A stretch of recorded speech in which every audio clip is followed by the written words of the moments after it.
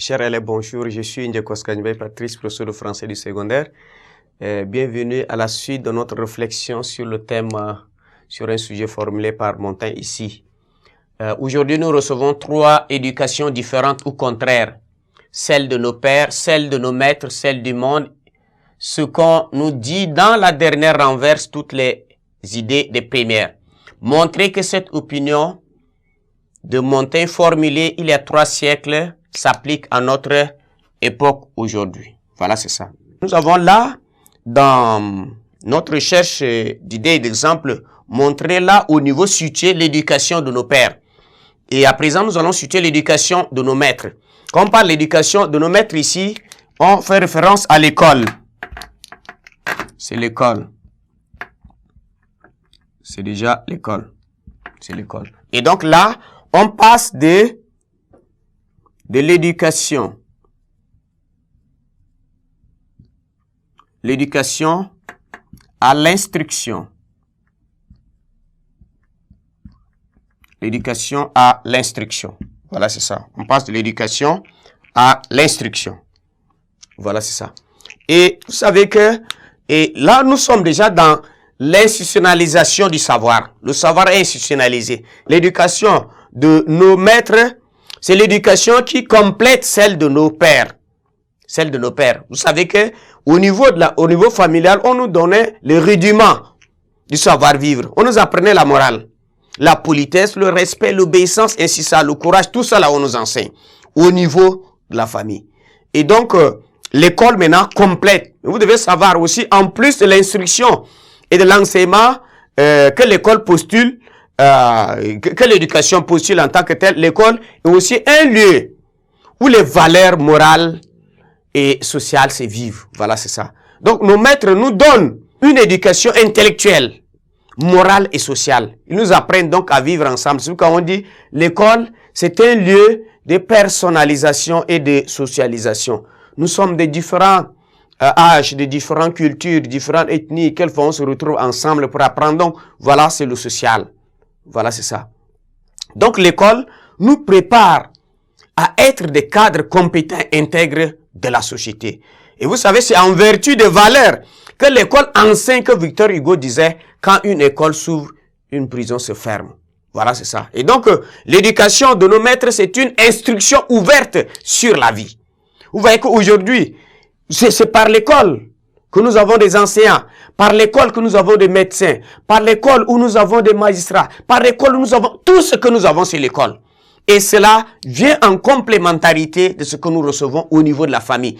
Et donc, dans la famille, nous avons la base, l'éducation de base, c'est pourquoi on dit. Il faut bien aménager le terrain, rendre fertile le terrain pour que ça passe. Et lorsque quelquefois les enfants ratent à la base, ce n'est pas facile. Et aujourd'hui, vous savez que vous voyez à l'école, et ça ne marche pas. Ça ne marche pas. Pourquoi? C'est parce qu'il y a une faillite au niveau de la famille.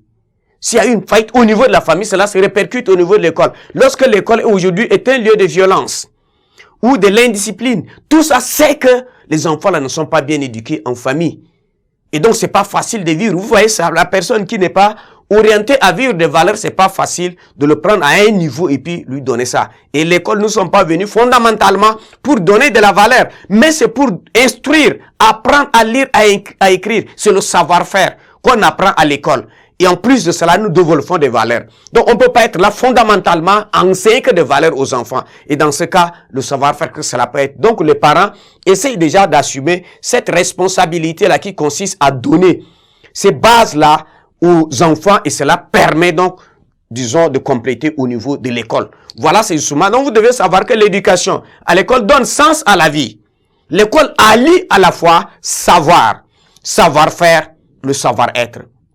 Donc, c'est l'épanouissement de la personnalité en tant que telle. C'est pourquoi aujourd'hui, les gens font beaucoup plus la promotion des systèmes. Vous savez qu'on peut bien s'assurer de l'avenir certain de notre société, de notre pays, par rapport au système éducatif. Vous savez ça. On dit que la mort, ou soit le progrès d'une nation est à la dimension de l'éducation qu'il est capable de donner à ses enfants. Donc c'est pourquoi dans chaque pays il y a un système éducative qui est là, bien planifiée, bien suivie par des spécialistes, par des pédagogues et qui se donne à former les enfants pour la maîtrise de l'avenir. Voilà, c'est ça. Donc, cela assure donc une capacité certaine et c'est l'avenir en dépend. Donc, voilà, c'est ça. Mais lorsque au niveau de la famille qui est l'intermédiaire, voilà, tout ça devait assurer une bonne base pour aller. C'est pourquoi aujourd'hui les gens disent mal éduqué. Quand on dit mal éduqué, c'est la famille qu'on accuse. En principe, vous devez donner ça à l'enfant. Vous savez que je disais que la seule personne, l'être parmi toutes les créatures de Dieu, c'est l'homme qui est créé inachevé. Les animaux par instinct, ils connaissent déjà l'usage de leurs organes, mais l'homme non, c'est par l'éducation. Et c'est à la base. Il faut apprendre à l'enfant à parler, à marcher, hein, à agir. Dans tout, on apprend à l'enfant. Donc c'est par l'éducation qu'on peut arriver. Et lorsque on n'arrive pas, ça ne peut pas aller. C'est pourquoi on dit que l'éducation, c'est l'art. Emmanuel Kant disait que il y a deux découvertes qui sont les plus difficiles, les plus dures dans l'histoire de l'humanité. L'art d'éduquer les hommes et celui de les gouverner. C'est pas facile. C'est avec le tact qu'on étudie. On éduque l'enfant pour demain. Mais il y a des parents qui éduquent l'enfant comme un adulte. Il faut pas le prendre comme un adulte. Tout comme il ne faut pas le prendre comme un enfant.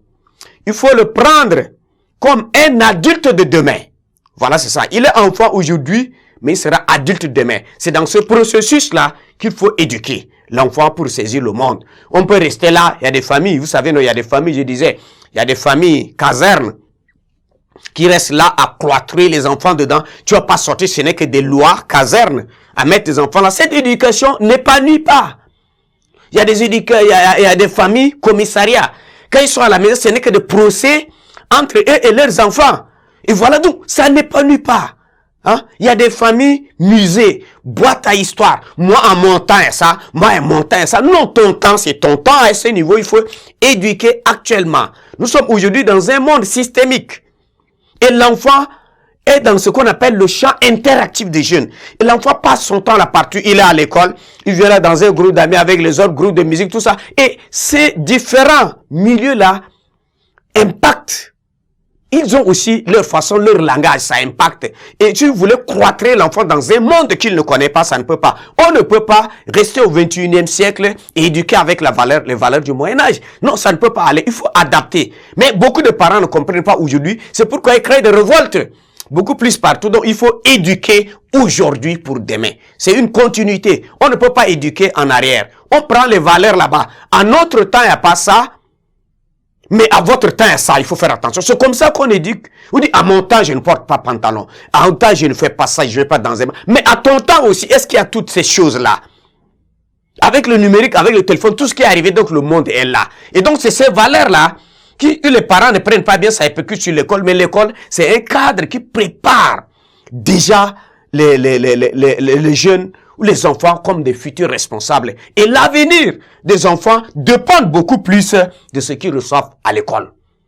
De la qualité de leur maître, de la qualité de ce qu'ils reçoivent, de la qualité de leur programme. Voilà, c'est comme ça qu'on peut voir le développement.